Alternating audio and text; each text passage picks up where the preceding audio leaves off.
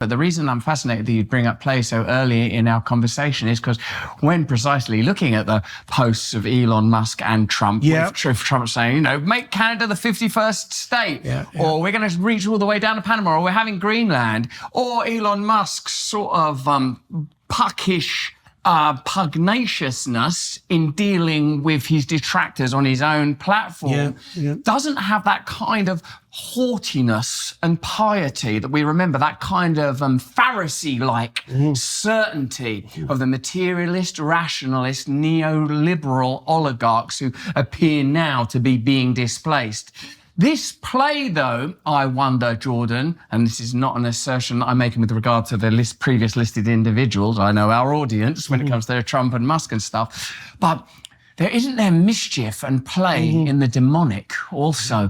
Now, like the reason I like play, one, I'm a comedian. One, I enjoy liminal spaces, and I enjoy the uncertainty that's a prerequisite of play. The true spirit of pioneering discovery that is encompassed within play and I enjoy actually. In fact, perhaps much of the Trump phenomena was this politician isn't talking like other politicians. Way back 2015 with Hillary Clinton, because you'd be in jail. That moment, it's like, people don't say that. Like then up against the sort of school mom sort of bluster and haughtiness of you can't. Like, the sort of the English have bequeathed to the world abundantly that kind of sort of Victorian certainty. Glance thee not at the piano leg in case you feel a tumescent stirring in the loins. Total lack of joy and play. Now, isn't it interesting to see that tool of play wielded now by the truly powerful, by Trump and Musk? It'll be interesting because,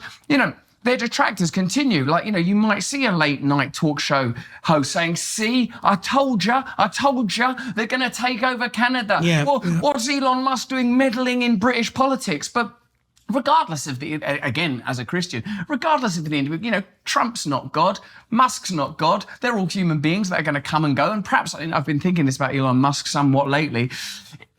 Is there a point where order of magnitude alters essence, i.e., is not Musk just a reiteration of Murdoch? Because, Tony Blair used to kowtow, bend the knee, go on holiday to ensure that Murdoch would support his new Labour movement. It was understood that Thatcher required Murdoch. It was understood that if Murdoch unleashed an ocean of ink against an opposition party, the government would remain in power. Now, Murdoch, he still has some power across the Anglophonic world, and I don't know what Murdoch's power is like now, but what I know is that Elon Musk is like a version of a media magnate, at least when it comes to the social media aspect of his vast enterprises.